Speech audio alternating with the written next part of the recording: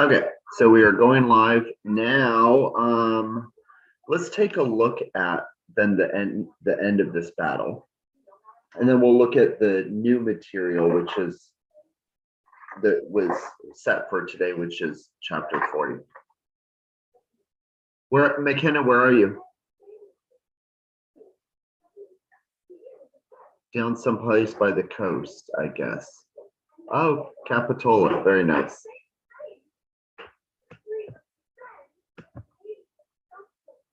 Okay.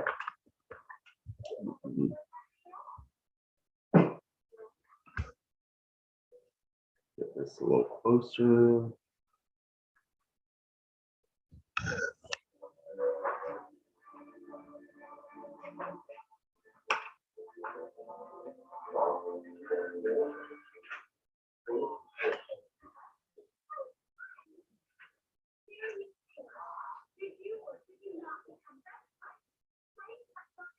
Okay, so I think at the end of last week, we looked at this passage with essentially the Ambiorix. Sabinus sees Ambiorix in this battle and sends messengers asking to have a conference. And Ambiorix says, "Sure, you can come have a conference, and we can maybe come to an agreement." And so Sabinus then goes to Coda and says, "Hey, do you want to come talk to him?" And Coda says Coda denies that he would go to an armed enemy, and he persists in this. So he's saying no. Then in chapter 37, and again, I'm just going to kind of quickly go over this. In chapter 37, Sabinus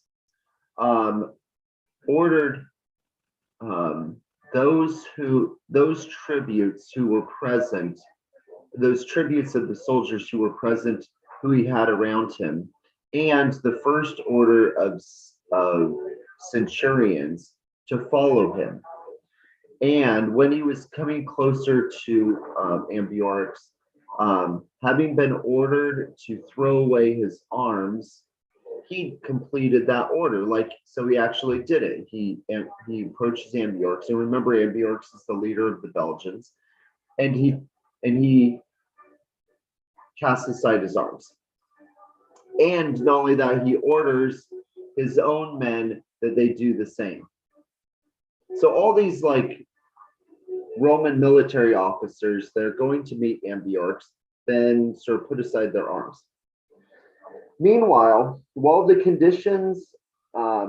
discussed the conditions between themselves for a longer speech was brought about by Ambiorix. Little by little, he, meaning he having been surrounded, meaning Sabinus, was killed. So Ambiorix sort of stalls, makes the talk go on longer, and then ends up killing him. Presumably along with all these military officers that he ordered to come with him and to toss aside their arms. I feel like this isn't quite in focus. Oh, that's a little better. Then, truly, according to their custom, they shouted, this is the Belgians, shouted, "Victory!" And they lifted up an ululation and disturbed the lines, having made an attack, having been made into our men. They disturbed the lines. And if you notice here, we have this impetu to facto. That's another ablative absolute. Let's see. Where's my pen? Oh, there we go. There, Lucius Coda fighting. While Lucius Coda is fighting, he is killed with the great part of the army. The remaining ones, having departed into the camp from which they had, the remaining ones received themselves into the camp from whence they had departed. So they retreat back to the Roman camp that they left about 2 miles away. um, from which soldiers, Lucius Petrosidius, the eagle bear, when he was being pressed by a great multitude of enemies, threw Proyecet, the eagle, into the walls. He himself, fighting bravely in front of the camp, is killed. Oh, that's adorable. My daughter just showed me a Lego set. Ille Igre, they weakly sustained the battle till the night. At night, as to the one, all, like everyone, having despaired of safety, killed themselves. A few, having slipped away from the battle by uncertain pathways through the woods to Titus Labienus the legate, they came into the winter quarters, and they made him more certain about these things. And I don't know who was here because we did that like on Wednesday. So McKenna, were you here when we did that? Okay. I know on Thursday it was just MMA. So it's different people every day. So I'm kind of doing a little bit of overlap, and then I figure it's probably not a bad thing to go over it again. So this is what you did not see then. 38 and 39. Again, we'll go over quickly, and then we'll jump into 40, which is what I really want to talk about. Lifted up by these victories. And remember, sublatus, that's the perfect passive participle of tolo tolere, to lift up. Ambiorix immediately set out with the cavalry into the Aidatuki, who were neighbors of his kingdom. So he heads off to his neighbors, another Belgian tribe, the Aidatuki. Neither night nor day passed, and he ordered the foot soldiers to follow him. So here we have, he sets out with the equitatus, because that's the cavalry's the fastest, but he orders them, the infantry, to immediately follow him. Having demonstrated this thing to the Aidatuki, oh no, actually this is an ablative absolute. The Aidatuki, having been incited by this demonstrated thing, and the demonstrated thing is the fact that he has conquered, that he's destroyed this Roman legion. The next day, he came into the Nervi, and he urges them that they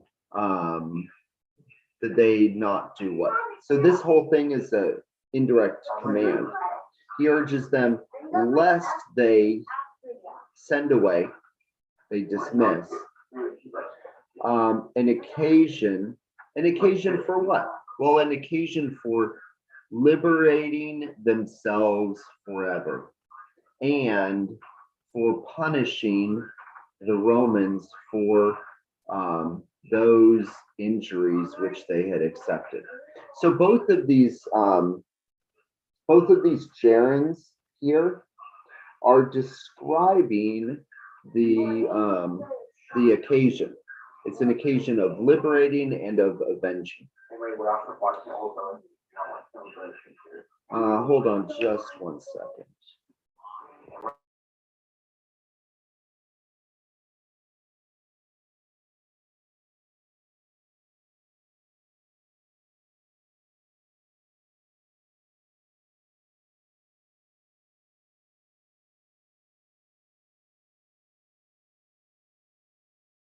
Okay. Nothing was of business, literally. Meaning it was no big trouble. To suddenly, having oppressed a legion which was wintering with Cicero, to kill an oppressed legion which was wintering. So he's saying it wouldn't be a big deal to destroy Cicero's legion. And he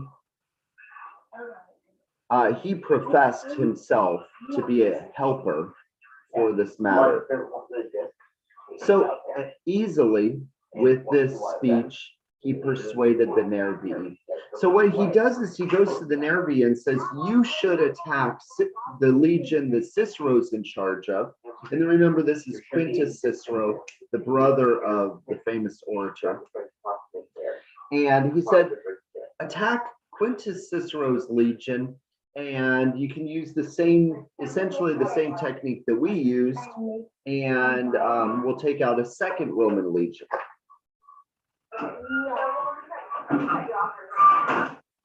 Therefore, immediately, having sent forth messengers to the Citrones, the Grudi, the Liviaci, all of these people, these are all like smaller tribes who all were under their power. Now, their power is the power of the Nervi. So the Nervi are this larger Belgian tribe, and all of these guys are underneath it.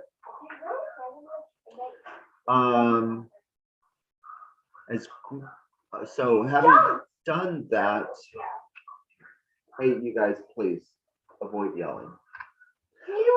I don't care. Emery.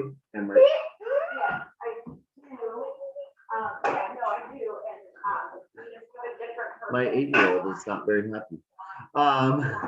Okay, so quam maximus manus postum cogun. So to collect as great a bands as they're able.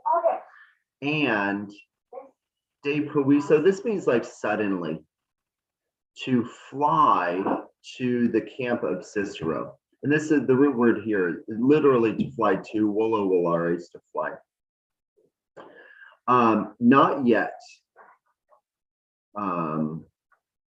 To him had the rumor been carried about the death of Titurius. And Titurius, remember, is Sabinus.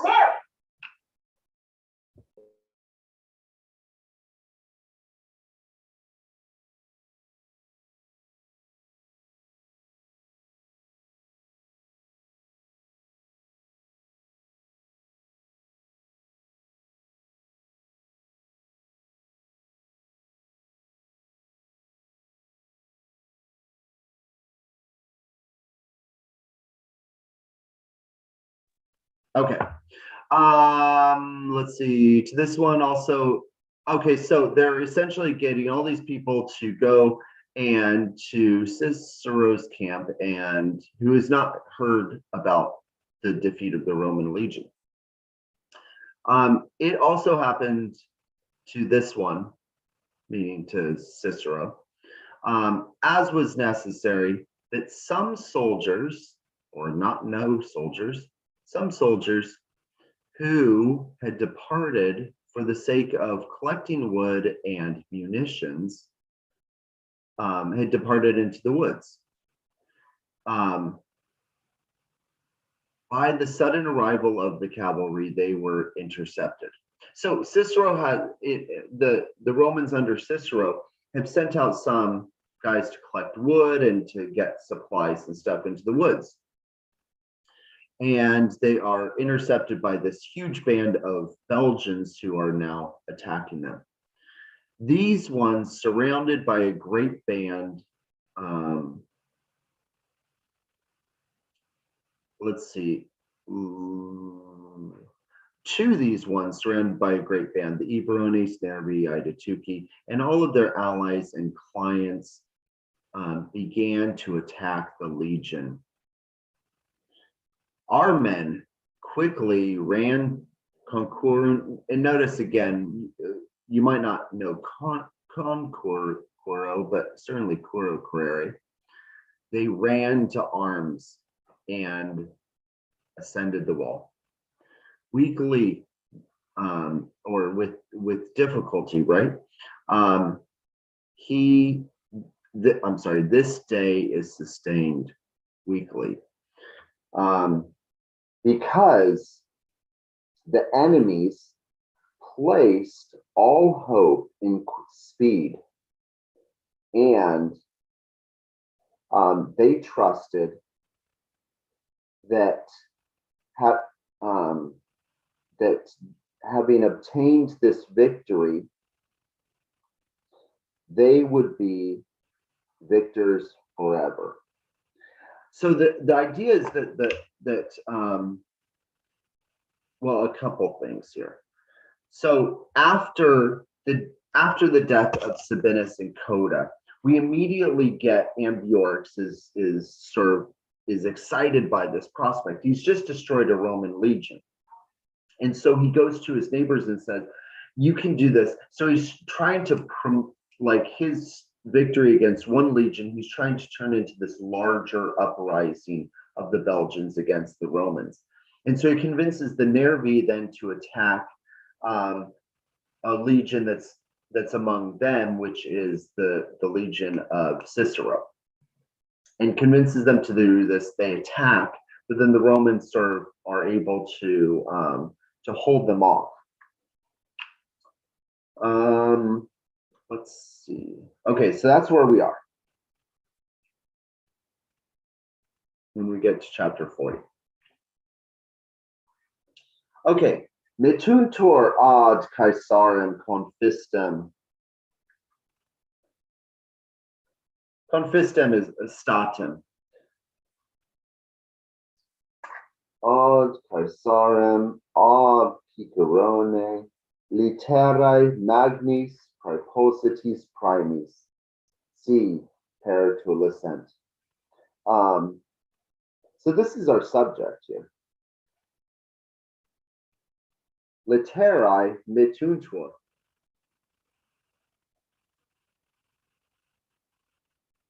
Okay, what's literae?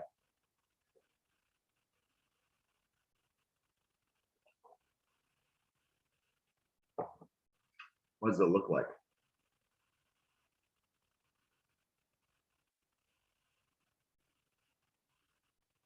This is the part that you have to help me out with. Litera, it's letter.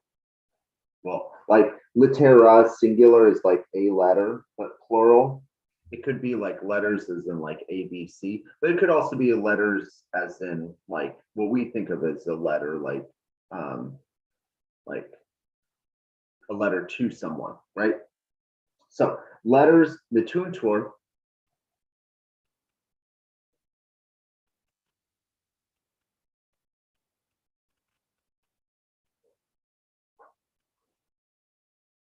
Oh, you're right, and we can't hear McKenna. So letters are sent, right? Ad Caesarem, ad Cicerone.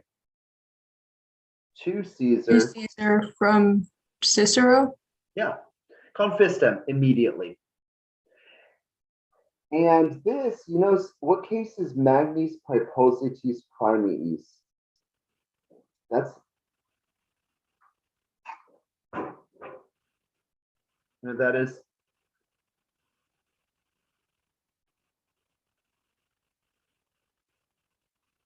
That is an ablative absolute. With great, oh, what does primia? Didn't we talk about this just the other day? Maybe it was someone else I was talking to. Primia means treasures. Like I always think of it with like pirate booty, right? Magnis primis, with great treasures, with great booties. Propositis, having been promised. It's not exactly promised, right? Literally put forward. Propono, to place in front. With great treasures having been put forward. C. Per tulicent. Now, what's the root word of per tulicent?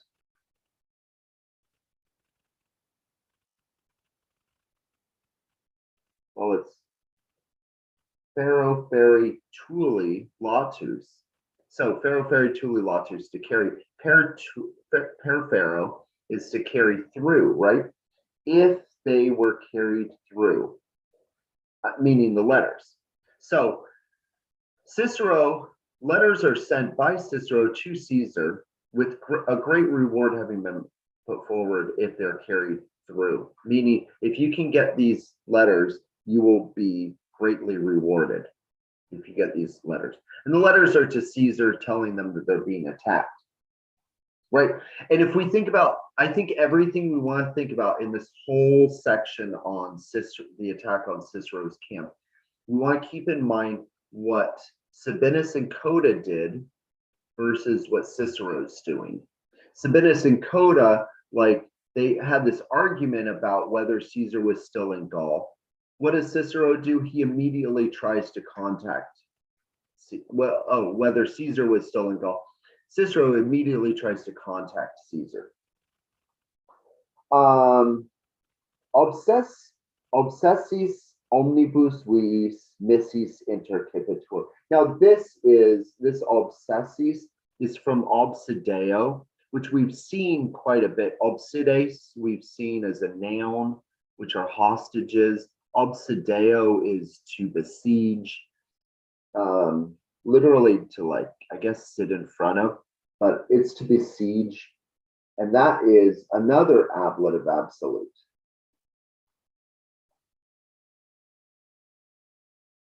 All the roads having been besieged. Missi,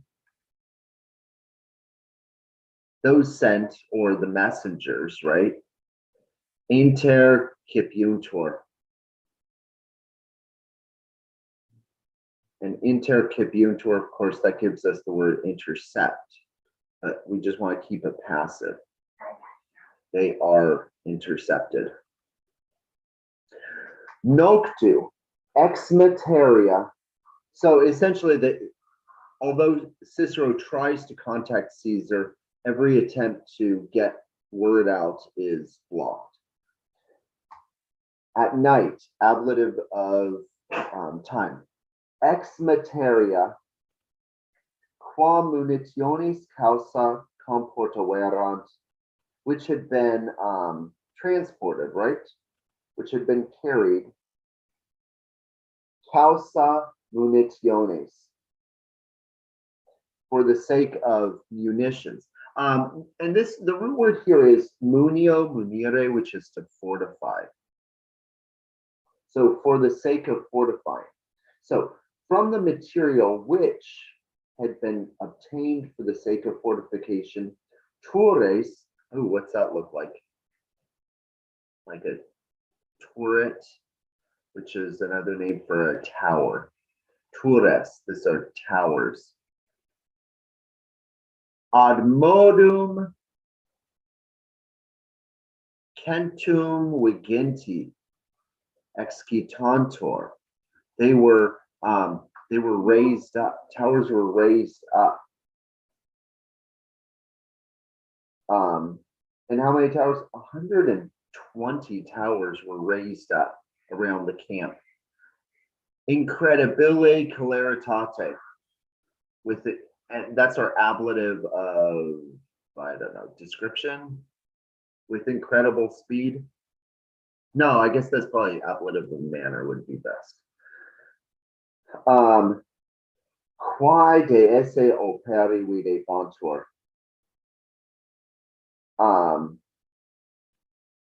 Those things which seemed de esse, de essays, like essay is to be, right? Ad esse is to be present. De esse is a synonym for ab esse, which means to be away, right? Those things which seem to be away from the work. Perficiuntur.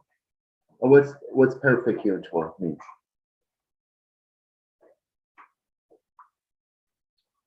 Or Complete. Yeah, to complete. And just make sure you keep it passive, so they were completed. Oh, and that's the towers. The towers were raised up. Those things which were, I guess it's just all the things which were absent, which seemed to be absent from the work, were completed. And this is at nighttime. Why at nighttime? Well, because during the day they're fighting. So they fight during the day and then they spend their night fortifying. The enemies, postero die,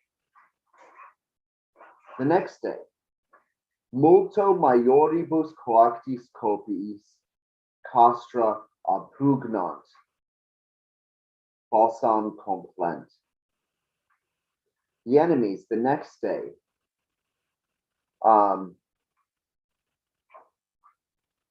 and this is another ablative absolute here. Coago is to compel or to collect, to gather, right? And copia here, supply, but often in military terms, it means forces. So with greater forces having been collected, having been driven together, castra abrugnant, they attacked the camp. Falsam complent, they fill the ditch. And again, like if you think of like a Roman wallum on the edge of a camp, you have this, it's kind of like that, where here's the camp over here. And you would have the wall, but then the wall would be created by digging out a ditch. And that actually adds to the height of the wall, right? So so it makes it sort of both the ditch and the wall are defensive in that nature. Okay, so the next day they filled the ditch. Eadem ratione qua pridie ab nostris resistitur. With the same reason in which the previous day, with which they had on the previous day, it was resisted by our men. Reason doesn't seem right, but the same method, I guess, as the previous day, it was resisted by our men. Meaning that the attack was resisted. Hoc idem relinquis de dienceps fit diebus.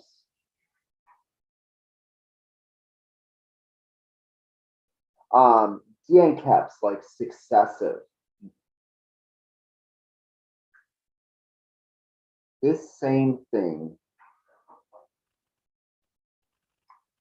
for the remaining days was made successively, meaning that this pretty much happens then over repeated days.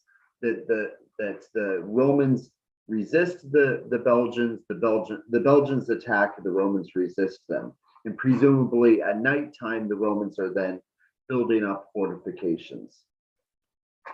Well, in fact, we're going to get a little more about that night here. Nolla pars nocturni temporis ad laborem intermittitur. Now this intermitto is to stop as a gap, right? Literally to send in between, but it's like to interrupt, right? Nolla pars nocturni temporis. No part, and then this is genitive, of the nocturnal time is interrupted. Notice that the use of the present throughout all of this, because this is that historic present, it's that within that moment. No part of the nocturnal time to this labor is interrupted. Non aegris, non vulneratis facultas quietis datur. Okay, in what case is aegris and vulneratis?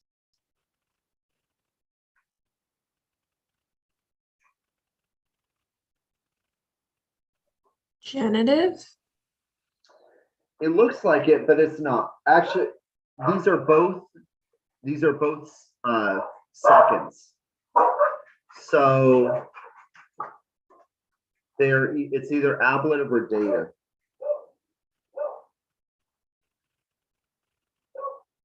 And if it's people, then is it going to more likely be ablative or dative? Ablative? In this case, no. It's dated. Okay. Yeah, in every other case, it's always seems to be ablative. But when you're talking about people, it's more common that it's going to be dative for the very reason that the dative, you do things to or for people, but the ablative shows things that you do with, like tools or manner, things like that. So things will typically be ablative. Here we're talking about people. So the I agree, those would be the sick. What about the vulnerati?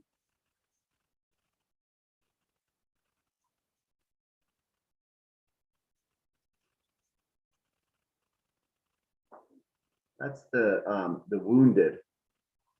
Non igris, not to the sick. Non vulneratis, not to the wounded. Facultas quietus. Okay, Jillian, what's quietus though? And don't say ablative, it's not. It's a third. Is it dative? It's not dative. Is it genitive? It is genitive. Okay. And that's genitive describing there. Now, quies, quietus is where we get the word quiet from, but it really means rest. So the ability of rest, datur, is given. The ability of rest is given not to the sick, not to the wounded. Like all night long, they're not, even the wounded and sick aren't able to rest. Quaecumque ad proximi die pugnationem opus sunt, whatever, quaecumque, opus sunt, quaecumque sunt opus, whatever is the work, the labor, right? Ad proximi die pugnationem, to the fight of the next day. Noctu comparantur.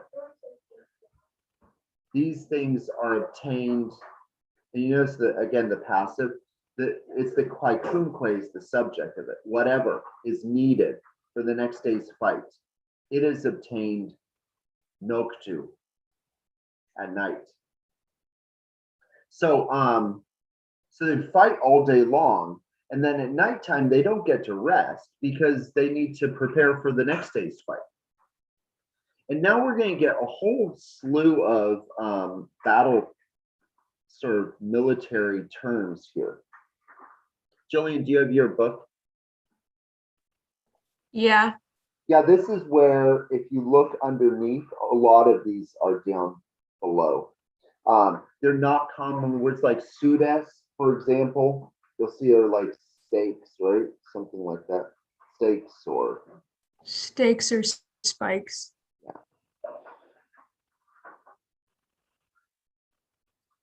And what about this priustai? It says burned at the end. Yeah, you know, pri, like before, ustai comes from oro, orere, like the same word that gives us earn, which is to burn. So they're burned on the ends, like they would be sharpened. Well, I guess all spikes are sharpened, right? On the sharpened end, they're burned just to harden the wood up, I guess. I'm not exactly sure. I think it hardens the wood. Magnus numerus, a great number of what? Oh, and notice that this is a subject working with this verb. This is a subject working with the verb. So a great number of burned spikes are instituted, are like placed, put up. a great number of, this is genitive, of pilus is a pole. Doesn't Moralium mean wall? Yeah. So So these like wall poles? yeah, I mean it's like, I don't know, like where you have that sort of woven to, I think woven together spikes. I think that's the sense here. And opposed to the sudes are the spikes that would be like, I don't know, higher to like to keep people from trying to climb over or something. Torres, we already saw that one.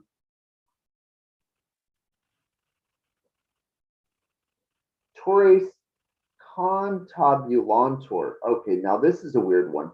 Notice this tabula. Tabula is a, like, well, it could be a tablet, but it could also be a floor of a building. But it's a verb here. So this is like, towers are floored.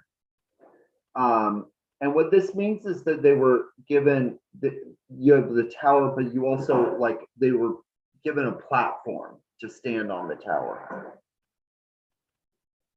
What does your book give? Contabulo, to equip with boarded platforms. Okay.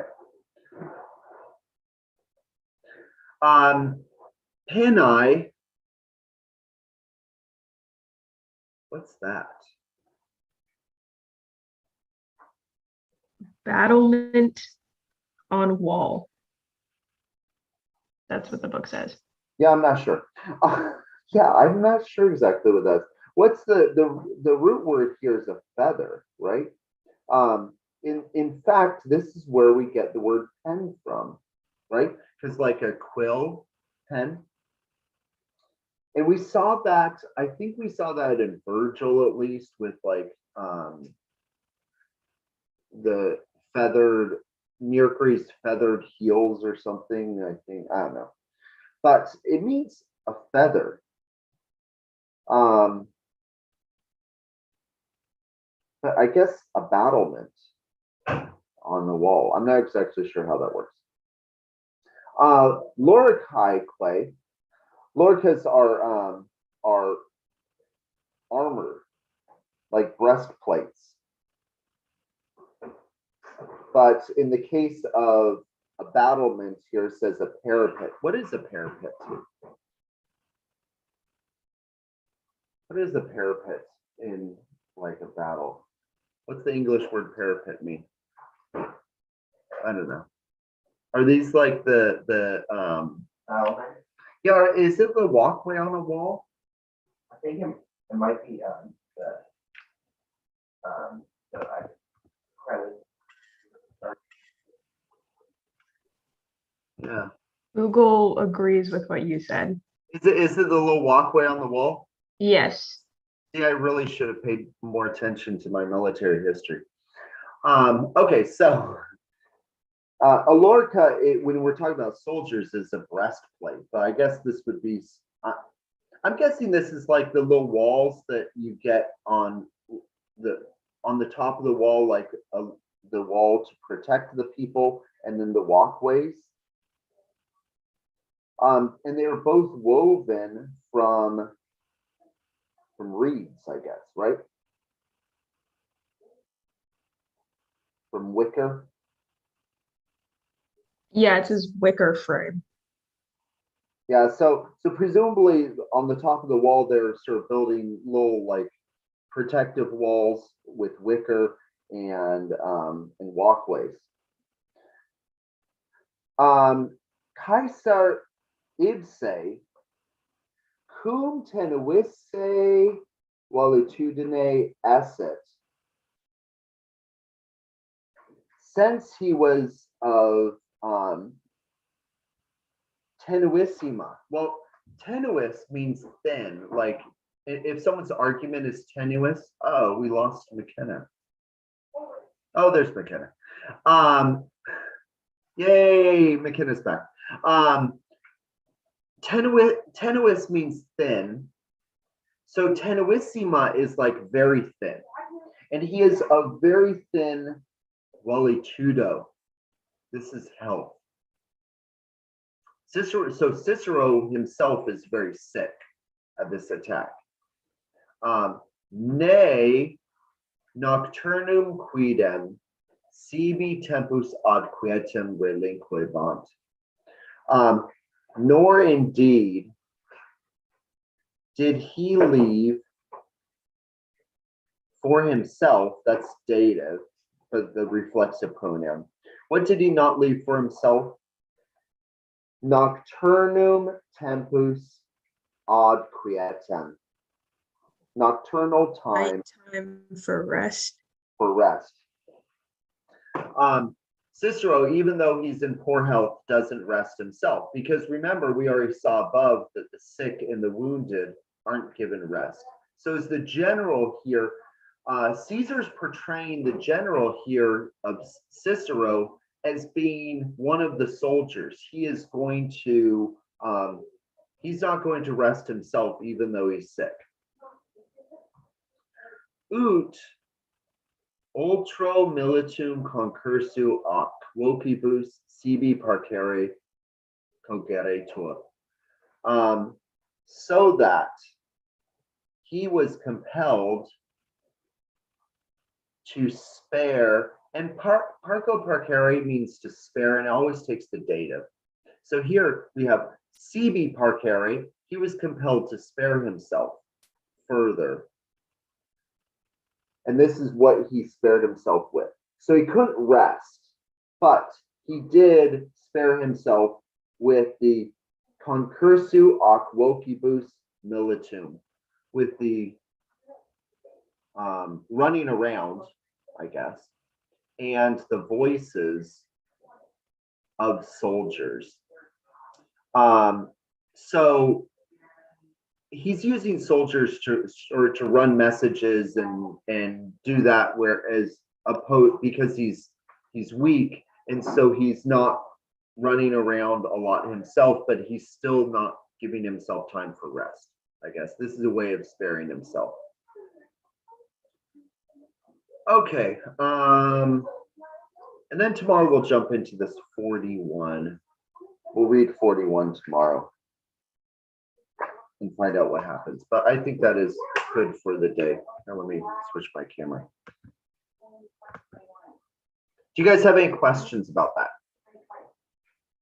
Okay, and again, I think as we're reading the Cicero, make sure that you're like thinking about, I think it's a good comparison to think about the difference between what Cicero does and what Sabinus and Coda. And that's really the reason why, like when they developed this AP curriculum, that's why they developed it with these two, like this very long passage, because it gives us this nice comparison between a failed leadership and a successful leadership. Okay, cool. I just wanted to, one slight change to the schedule this week. We are not going to meet on Friday, and I'm going to send out an email about that, but we will meet Monday through Thursday. So, okay, cool. I will see you guys later. Bye.